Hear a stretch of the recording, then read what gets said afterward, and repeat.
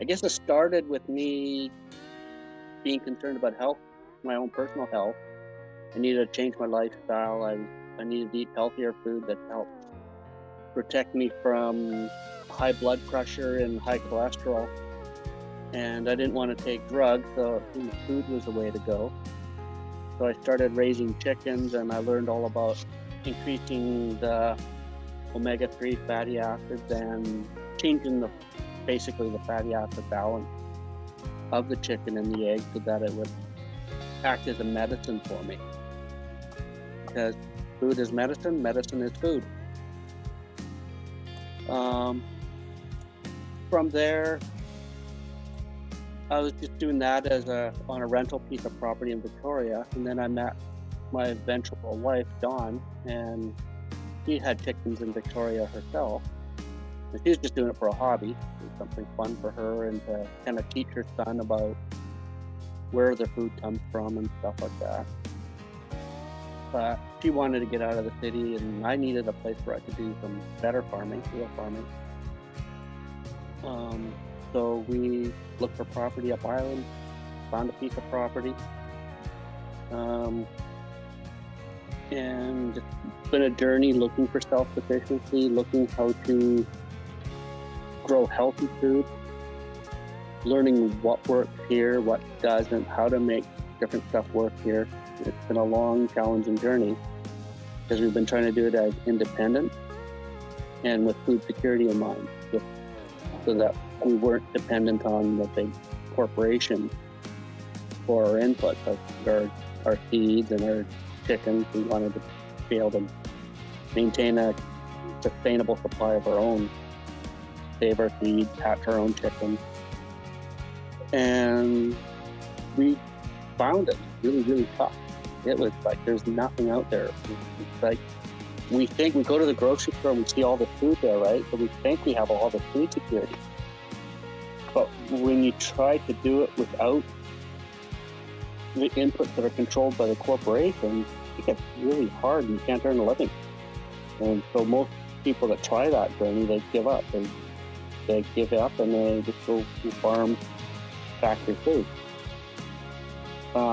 We're both stubborn, extremely stubborn. We knew what we wanted, so we shifted our goals to where we wanted to build a model of how to use private independent genetics, or heritage genetics, and do it in a way that you can actually earn a living. And basically, it's another way of saying we embrace poverty.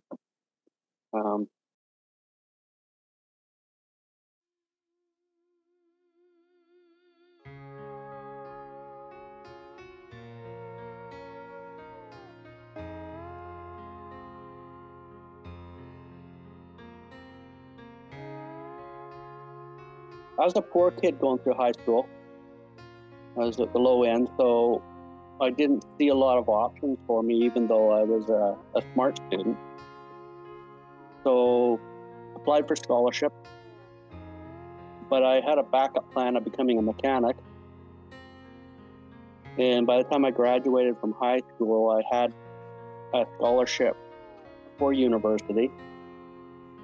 But I also came out with my first year of college auto mechanics under my belt, because they had a little program in the high school to what they call career prep. And which meant I could have gone into second year college if I wanted. I could have bypassed first year. So I kind of went two different ways. I had my backup plan with the mechanics, but the scholarship came through, so that was pretty cool. And I took that route. Did the co-op program in university, which allowed me to just spend 4 weeks in study, 4 weeks working in the field. So I did jobs with the Ministry of Forest, stuff like, and with the genetics, looking at how they breed trees, and worked even with fish farms, learning how they manage them to keep them healthy, because that's a bit of a challenge in the fish world, or fish farming world. But when I was finishing up my degree, I kind of realized I didn't want the kind of jobs that were available for people with an undergraduate degree. I wanted the kind of jobs that interested me and needed a higher level of education. And I was getting pretty burnt out. For a kid going to university means you're doing a lot of work to try to pay your way through school. And while the scholarship got me in the door, it turned out it wasn't as big of a deal as I thought it was when I was a kid. So when I was finishing up my undergraduate, I just walked away. I got into construction just so I could make some money and kind of live a little bit more of a comfortable life, less stressful, less worrying about bills, less worrying about just deadlines that came with all the schooling. And things moved really quick for me in the construction, where I just wanted a laboring job where something was simple. But within about 2 years, I owned my own company doing hardwood flooring. And so I did that for about a decade, maybe a little more than a decade. But one thing about the construction industry is you don't eat well. So that's where my health started to implode, and that's kind of why I moved into. I kind of went back to my roots and went back to my passion as a way of finding a solution to my health concerns. And so it's kind of like I kind of left my passion for a while, but then went back to it. But the construction industry, I learned a lot. I learned business. I learned how to run a business, kind of manage business, learned about employees, and also just learning how to work with my hands, work with tools and that, which has helped me around the farm as I build the infrastructure. Because what we bought here was just an empty lot. It was actually a lot that had been logged, had been mined for gravel, had been mined for peat moss. And that's kind of where our ponds came from, is they harvested all the peat and left behind some ponds. Which is great for us for water supply, but not so great for the topsoil, because there's no topsoil here. But we had good water, we had a good view, and good drainage, so it was a good foundation to start with. I always kind of focus on what I think is right for me rather than what, and for some reason, money has never been part of that equation, although it did play a role when I first came out of university with my motivation for the construction. But even going through the university, I'd make choices for jobs that would pay minimum wage, but feed my passion, versus city jobs were paid union wages, but all you get out of it is a paycheck. So overall, no, I tend not to be. Don't really have free time, but I don't look for free time because I'm living a lifestyle rather than a job. And I try to keep it managed to the level of being a lifestyle. Right now it's a little bit hectic because it's Christmas season. Things are challenging, trying to get as much work done as I need to get done. But like I said, it is the lifestyle. So if it feels like work, I just slow down and take my time and enjoy the process. So when I'm picking out turkeys for processing, I'm also picking out breeding stock. And while I'm doing that, I'm admiring my work. So it's not like I'm racing through it. I'm taking the time and enjoying it. So it is a relaxing job at that same time, and it's gratifying. It feeds the soul. And so I don't look for stuff outside of my lifestyle as a way of recharging, because I try to avoid having that lifestyle that makes me want to find something else, right? I think a lot of people, they have really dead-end jobs, and so they need time off so they can take a moment to enjoy life, but my lifestyle is enjoying life. So I think, some people would look at me and say, hey, you've got no life outside of farming, it's boring. No, that is my life. It's almost like I get to play. It's like a hockey player, right? A hockey player's job is to play hockey, but it's also their passion, it's their life. It's the same thing for me. It's just I don't get paid the way the hockey player is paid. I care about the broader world, and I care about the direction our world is going. So I have political opinions, And I like to research my political opinions, and I like to express them and share them. But I think that's about as far as my politics goes. It's not like I want to be a politician. It's not like I want to be part of a political party. I'm not really involved that way, but it's just about, I like researching what is going on in our world. Researching, like, right now, avian flu is a big thing for the chickens, and it's really affecting our overall lives. And I like to research the science behind it all, so I understand what's really going on instead of just what the media and the government's telling us. I like to know what's going on, and that way I can understand how best to manage my own flock. And then when it was like, but it goes beyond just the farming. It goes like, I'm interested in what's going on with the logging in the province. So you could kind of say I'm an activist that's not very active, is another side interest. Back when we still lived in Victoria, and I was just getting into the chickens and learning about, I knew I wanted to raise healthy food, but I wanted to do more than just raise mainstream genetics. I wanted to do something that was more self-sufficient and a little more that belonged to us rather than the corporate world. So I was looking at the heritage chicken, and like anything, I do my research. Like if I look into something, I like spending a lot of time researching it and really understanding all the little details. And so I chose my breed, Americanas, because they lay green and blue eggs, and I thought that's pretty cool.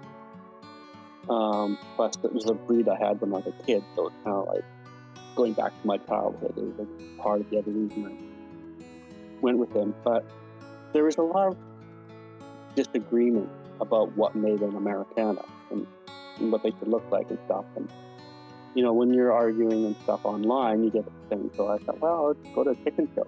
I'll go to a chicken show and see what happens. And maybe a proper trained judge can educate me. So I did that. I went to the chicken show. I didn't learn a lot because my chickens did really well. And I thought they would do poorly and I could learn from that. But they said, oh, no, you're doing great. And so that was kind of too bad. But what I did happen there is I got roped into helping out. And that's where I met Dawn. He put me to work. He saw, I was a little taller than her, so I could move stuff that he couldn't. So he roped me in and had me doing stuff and all that. And then after the chicken show was over, we chatted a little bit. We seemed to hit it off at the chicken show, but we kind of went our separate ways. And then she contacted me about a month later and asked to borrow my turkey. And I thought that was pretty funny. Here's this city girl wants to borrow my turkey. Right? I thought that was pretty funny. And my dad had moved in with me at the time, and he was at end of life for cancer. And so, hey, Dad, I got the funniest phone call. She said she wants to borrow my turkeys, but I don't really think she's after my turkey. But anyway, she did contact me for the turkeys, and she actually was doing a craft fair. And so, it was a Christmas themed craft fair, and they thought that if they had a display of a couple of turkeys, that would really give a highlight for their craft show. And it worked out really well for that, but it did help us. But that's kind of like where our relationship started as. She bought a turkey off me, but it's kind of last minute, so it's huge. So she actually had to go out and buy a special pan so that she could roast this turkey. And it's the biggest turkey her family had ever seen. So they always thought that she was hanging out with the turkey guy. I was the turkey farmer. But even though I was really a chicken farmer that did a couple of turkeys, the whole family called me the turkey farmer. So that was their introduction. So that's how we met, and we just started realizing that we both wanted the same thing. Do this for real. So it's good. So for me, food security, you need three things. You need a place to grow food, and in Canada and British Columbia, we have lots of that. British Columbia is quite different from the prairies because our food growing areas are much smaller, and they're much more diverse. They need so they're much more. Their ability to grow food is dependent on a diverse farmer, a diverse approach to it. And that brings up the second thing: is you need genetic input, whether they're seeds, or chickens, or pigs, or cows. They need to be suitable for growing in these different environments. And we need to have ones that are good for Vancouver Island. We need to have ones that are good for the Okanagan, and that can produce food in those regions. And then third, we need to have the knowledge of how to make those work in those various areas and try to rebuild a local food supply. Because if we have the genetics, the knowledge, and the land, it doesn't matter what happens in the world, we can still keep our food supply going. But right now, we don't have that capacity. Here on Vancouver Island, 5% is a common number used. I'm not going to give you a precise number. Some say 3, some say 5. It's a number that's thrown out there amongst politicians and stuff that talk about food security and about food activists. And so that means 95% of the food you see in the grocery store comes from off the island. And so if something happens to that global food supply chain, we lose 95% of our food. And if we don't have the seeds or the knowledge to quickly utilize the land that we have on Vancouver Island to grow food, then we're going to have a tough time trying to grow food. And we need to have that. We need to have the genetic input and the knowledge already here, and we don't. And people that try to do what I'm doing are finding roadblocks constantly to expanding our local food security. And the government says, well, we got the land, you just got to use it now. But they want us to use it using genetic input and knowledge that comes from that one-size-fits-all model rather than respecting the diversity of what we have here. And that leads us into other problems, because if you're growing genetics that are poorly adapted to it, now you're opening yourself up to diseases. And the pressure diseases and that. And that's what's happening with the bird flu. They're cramming a whole bunch of birds into a small space with very little genetic bird seed. And then that's the perfect breeding ground for diseases. So they built a system that's vulnerable, but they keep reinforcing that system, creating rules that defend that system at the expense of the diverse agriculture, which actually builds up a wall. It gives us that shield from disease and gives us that resilience.